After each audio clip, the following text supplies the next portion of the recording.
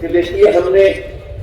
خانقاہی نظام کے حوالے سے آپ نے بھی سنا ہوگا کہ جناب بزرگوں کی خانقاہوں پر وہ ایک سلسلہ ہوتا تھا، وہاں پر تزکیہ نفس کی صورت ہوتی تھی، تزکیہ قلب کی صورت ہوتی تھی، چلہ کشی کی صورت ہوتی تھی، ان کی تعلیم و تربیت کا انتظام ہوتا تھا، اور وہاں پر وہ برس تک لوگ وہاں پہ جاتے تھے اور ان کی تعلیم و تربیت کا انتظام ہوتا تھا، اور پھر اس طرح وہ آگے جا کر لوگوں کی رہنمائی کا فریضہ سر انجام دیتے تھے۔ لیکن میں نے دیکھا کہ کم از کم بڑے صغیر میں اس خانقاہی نظام کا ذکر کتابوں میں تو تھا، لیکن عملی صورت میں کوئی چیز سامنے نہیں تھی۔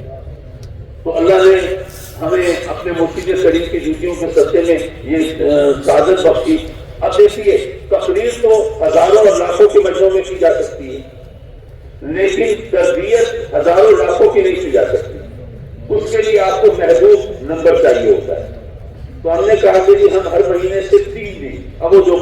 برسوں لوگ آ کے ٹھہرتے تھے وہ تو اب رہے نہیں، اب تو چند دن نکالنے کو بڑی بات ہے، تو 3 دن کے لیے ہم نے کہا کہ ہم صرف 50 آدمیوں کی ذمہ داری لے سکتے ہیں۔ 50 آدمی اپنا نام لکھوائیں، جو پہلے آئے گا اس کو پہلے موقع دیا جائے گا، وہ یہاں پہ آئیں، کیونکہ یہاں پہ اللہ کے فضل و کرم سے جمعے کو وہ درود شریف کی محفل ہوتی ہے، تو بہت سے لوگوں کی خواہش ہوتی ہے اس محفل میں بھی شریک ہوں، تو چلیے اس میں شریک بھی ہو جائیں گے، اس کے بعد رات کو یہی قیام کریں یہاں عیدگاہ میں، بستر ہمارے دن میں تہجد کے وقت میں۔ اور اللہ نے مجھے یہ سعادت بخشی، میں فخر سے کہہ سکتا ہوں کہ میرا بیٹا جس کا نام بھی اس کے دادا کے نام سے ہے، احمد سعید، الحمدللہ، تو ہم دونوں یہاں پہ آتے ہیں، بھائی قبلہ دامت برکاتہ العالیہ، اللہ تعالیٰ ان کا ذل آتے سب دراز کرے، اور آپ کو ایسی مثال شاید ڈھونڈنے سے نہ ملے کہ اس طرح سخت شوق ہو یہ بارش کا، اور اس کے بعد کوئی معذوری محتاجی کی صورت بھی نہ ہو، نہ زبان میں رکنت ہو، نہ قدموں میں لڑکھڑاہٹ ہو، اور نہ جناب ہاتھ کی حرکت کے اندر کوئی غلطی ہو، کچھ بھی نہیں۔ اسی طرح یہ ٹھیک ہے کمزوری ناتوانی وہ تو عمر کا تقاضا بھی ہے اور اس بیماری کے اثرات بھی ہیں، لیکن اس کے علاوہ کوئی محتاجی اور کمزوری کی صورت تو ہوئی، اس کے کرم کی بات ہے، اس کا احسان ہے۔ تو اللہ تبارک و تعالیٰ اس کے وجود کی نعمت کو ہمارے لیے تازہ باقی رکھے۔ تو بھائی قبلہ کی اجازت سے ہم نے کام شروع کیا، اور اس میں جو بھی اب اس کی میں سب باقاعدہ زیادہ تفصیل تو نہیں بتا سکتا، لیکن یہ کروں گا کہ میرے بیٹے نے اپنی سرکاری ملازمت چھوڑ دی، یہاں پر کوئی 2.25 لاکھ روپے اس کی تنخواہ تھی ماہوار، وہ صرف اس لیے کہ یہ کام میں اکیلا نہیں کر سکتا تھا۔ الحمدللہ اللہ نے ہمیں توفیق دی۔ حضرات مکرم، اب یہ کام کیوں شروع کیا؟ وہ اس لیے کہ ہم نے کہا کہ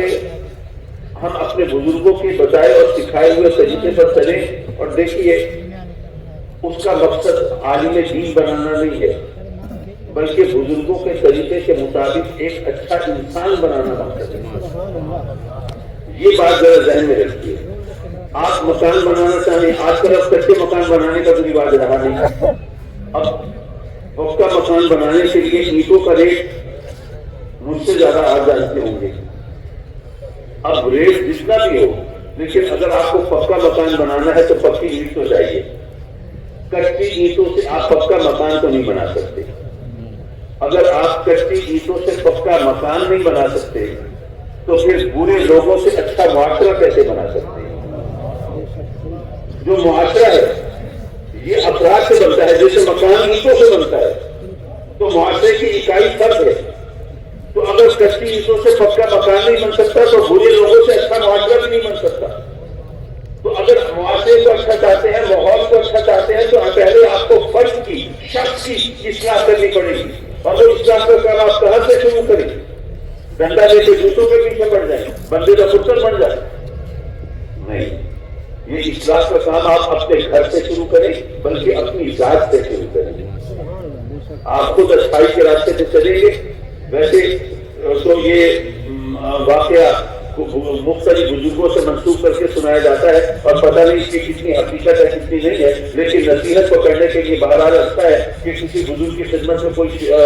حاضر ہوئی کوئی عورت، اور اس نے کہا کہ جی یہ میرا بیٹا جو ہے نا یہ گڑ بہت کھاتا ہے، اس کو ذرا روک دے، گڑ نہ کھائے۔ ان کا کہ کل آنا، یہ واقعہ آپ نے سنا ہوگا، بہت مشہور ہے،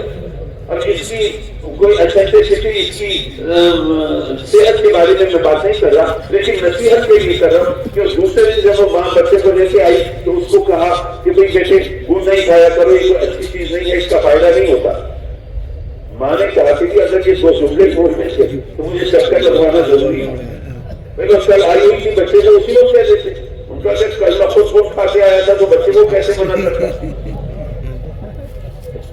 تو یہ بات جو ہے اپنی جگہ پر درست ہے کہ اگر ہم خود اچھائی کے راستے پہ نہیں چلیں گے تو دوسروں کو اچھائی کی طرف بلا کیسے سکتے ہیں.